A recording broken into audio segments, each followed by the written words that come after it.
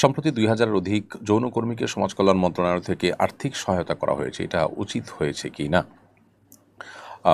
দেখুন, যৌনকর্মীদেরকে আর্থিক সহযোগিতা করা বা অন্য কোনো সহযোগিতা করা মৌলিকভাবে এটা তো দোষণীয় কোনো বিষয় নয়। কিন্তু সমাজ কল্যাণ মন্ত্রণালয়ের উপদেষ্টা যিনি দীর্ঘদিন যাবৎ তিনি উপদেষ্টা হওয়ার আগে থেকেই তার যে কর্মকাণ্ড, উপদেষ্টা হওয়ারও পরও তার যে কর্মকাণ্ডগুলো, বিতর্কিত কর্মকাণ্ডগুলো রয়েছে সেটা আমরা সবাই কম বেশি জানি।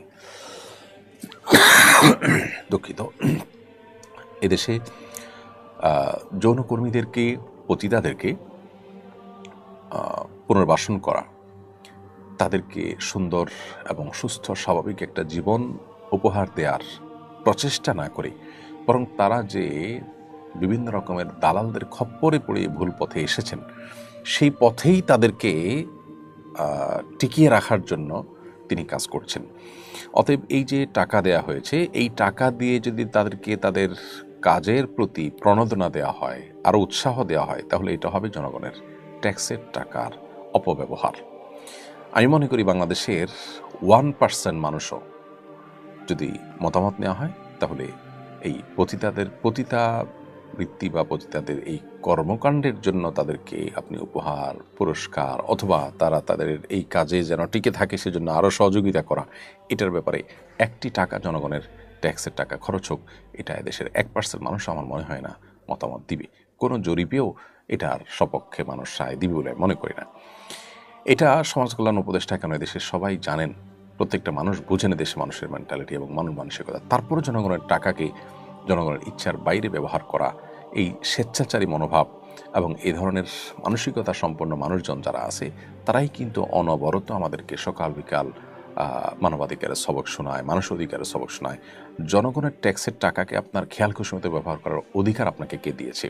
এদেশের মানুষ কি পতিতাবৃত্তিকে পছন্দ করে না ঘৃণা করে? যদি ঘৃণা করে, তাহলে জনগণের ট্যাক্সের টাকাকে তাদের ঘৃণার কাজে আপনি ব্যয় করতে পারেন না। তবে হ্যাঁ, আপনি যদি পতিতাদের পুনর্বাসন করার জন্য টাকা দেন এবং তাদেরকে সেখান থেকে উদ্ধার করে তাদেরকে সুন্দর একটা জীবন যাপন করার সুযোগ করে দেন, একটা চাকরি ব্যবস্থা করে দেন, থাকা খাওয়ার ব্যবস্থা করে দেন, এদেশের কোনো মানুষ সেখানে ভিন্ন মত পোষণ করবে না।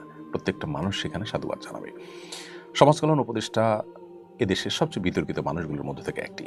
সমকামিতার মতো অপরাধ, যেটি প্রচলিত আইনে অপরাধ হিসেবে উল্লেখ করা রয়েছে এবং শাস্তিযোগ্য অপরাধ হিসাবে রীতিমতো আইনে রয়েছে, সেই বিষয়টিকে নরমালাইজ করার জন্য তিনি চেষ্টা করছেন।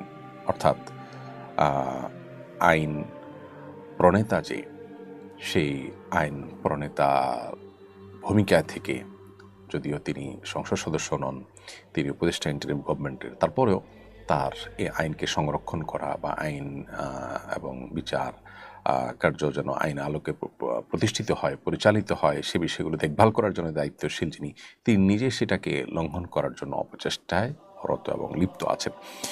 তো এরকম একজন মানুষ দ্বারায় এই যে আপনার পতিতাদের মধ্যে জনগণের ট্যাক্সের টাকা বিতরণ করার উদ্যোগ নেওয়া হয়েছে, সেটা সন্দেহাতীতভাবে আপনার সমালোচনাযোগ্য এবং সেটা সন্দেহাতীতভাবে জনগণের ট্যাক্সের টাকাকে নিজের খেয়াল খুশি মতো, নিজের যে মানসিকতা তিনি সারা জীবন লালন করেছেন, দেশে পতিতার সংখ্যা বাড়ানোর জন্য যারা কাজ করছেন,